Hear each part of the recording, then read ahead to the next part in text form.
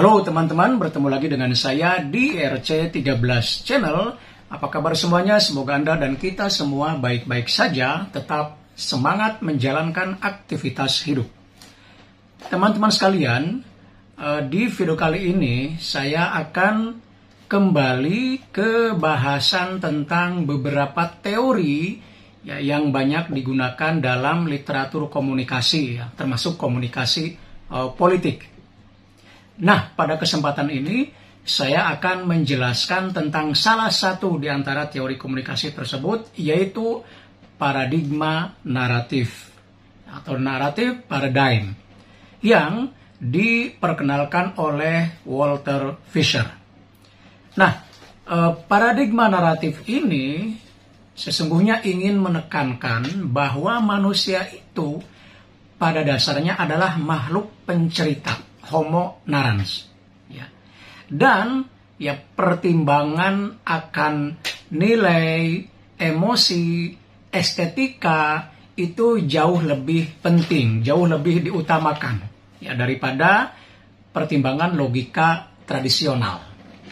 Nah, dalam konteks ini saya merujuk bukunya Richard Weiss dan Lynn H. Turner, yaitu Introducing Communication Theory, Application and Analysis, yang menjelaskan secara gamblang dan rinci tentang paradigma naratif ini.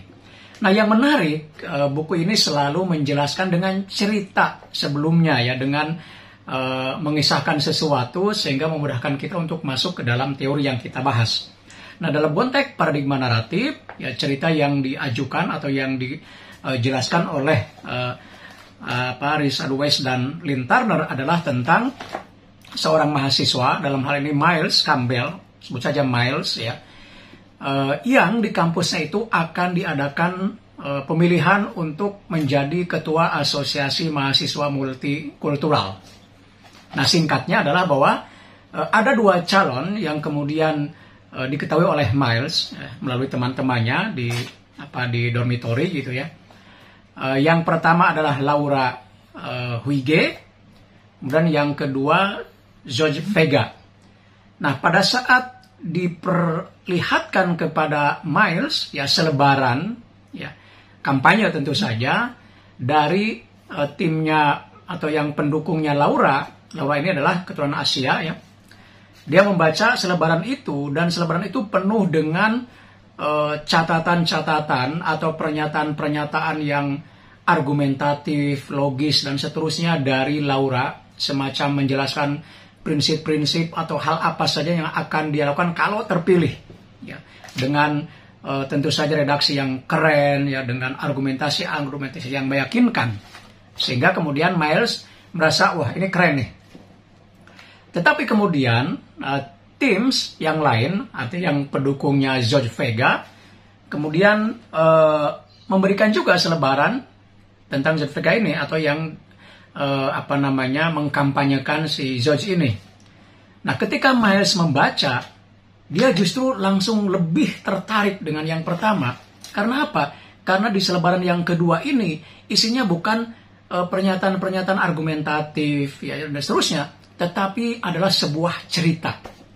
Misalnya, cerita tentang bagaimana seorang warga Afro-Amerika yang notabene kulit hitam di Amerika itu seolah-olah terkucilkan di kelas yang diampu oleh misalnya profesor Amerika Serikat.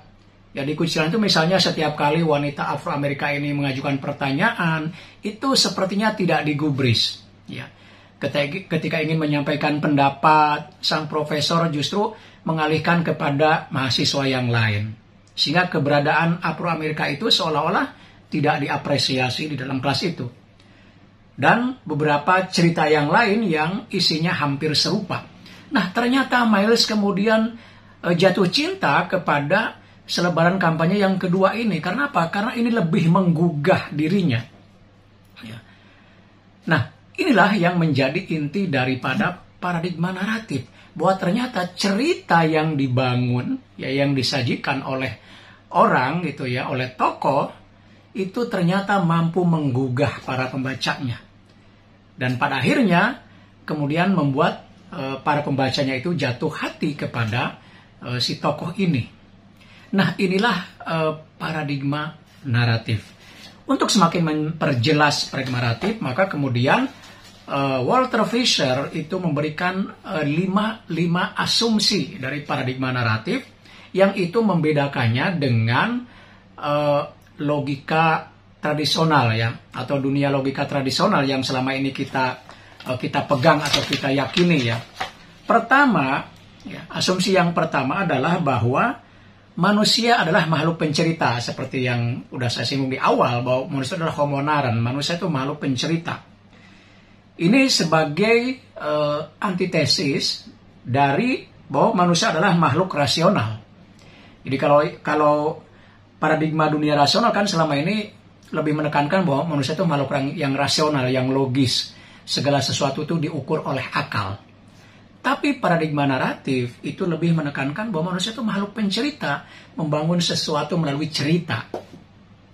Dan tentu saja cerita ini cerita yang mampu menggugah para pembacanya atau para pendengarnya.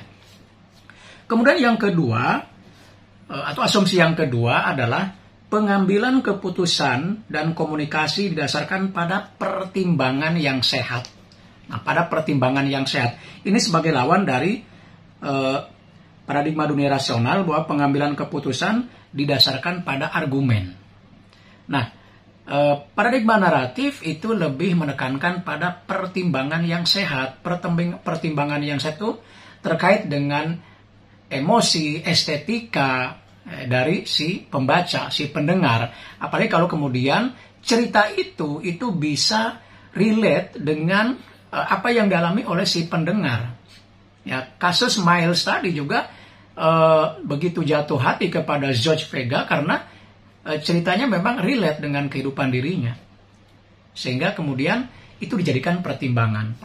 Jadi bukan lagi argumentasi yang rasional. Kemudian asumsi yang ketiga adalah kelanjutannya ya dari yang kedua tadi itu, bahwa pertimbangan yang sehat itu ditentukan oleh sejarah, biografi, budaya, dan karakter. Itu tadi misalnya relate-nya itu kesamaan antara si pembaca, si pendengar ya dengan tokoh itu akan membuatnya menjatuhkan pilihan. Ini sebagai lawan dari paradigma dunia rasional bahwa argumen mengikuti kriteria khusus untuk mencapai pertimbangan yang sehat dan logika. Jadi kalau yang dunia rasional itu kan betul-betul basisnya adalah argumen. Ya, semakin argumennya masuk akal, semakin mudah untuk milih. Tapi paradigma naratif tidak seperti itu. Itu ya. Kemudian asumsi yang keempat adalah rasionalitas itu didasarkan pada kesadaran orang tentang bagaimana sebuah cerita konsisten secara internal dan benar sebagaimana pengalaman hidup yang dialami. Nah, ini yang paling penting. Inti daripada paradigma naratif ini adalah di asumsi yang keempat ini, bahwa cerita itu harus memiliki konsistensi secara internal. Ada koherensi di dalamnya. Misalnya ketika menjelaskan alur cerita, maka semakin konsisten alur cerita itu, ya, maka itu akan semakin meyakinkan dan akan semakin mudah membuat orang bersedia memilihnya. Nah, sementara lawannya itu bahwa rasionalitas didasarkan pada kualitas pengetahuan dan proses pemikiran formal. Itu yang selama ini berkembang ya.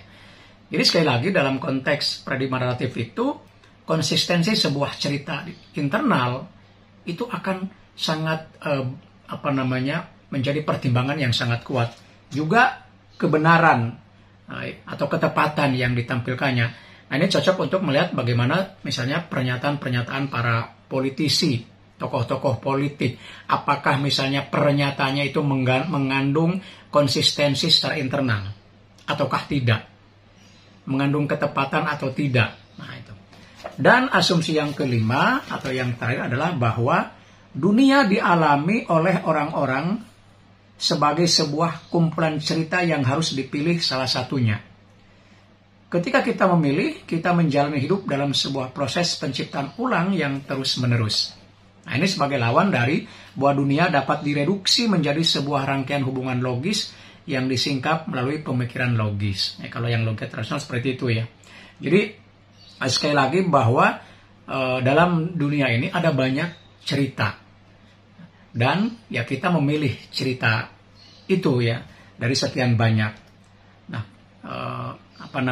ketika kita memilih cerita itu, maka kita sebenarnya sedang menjalani hidup ya, dalam sebuah proses penciptaan ulang yang terus-menerus. Apalagi kalau misalnya cerita yang disampaikan oleh tokoh itu relate atau kita alami secara langsung dalam kehidupan kita. Gitu. Itu akan semakin membuat kita akan kemudian menjalani hidup itu dengan terus-menerus gitu ya. Nah, ini adalah bagian pertama ya dari penjelasan tentang paradigma naratif dari Walter Fisher. Untuk bagian berikutnya akan saya jelaskan pada video berikutnya. Mudah-mudahan bisa dipahami. Sampai bertemu kembali di video berikutnya. Tetap semangat.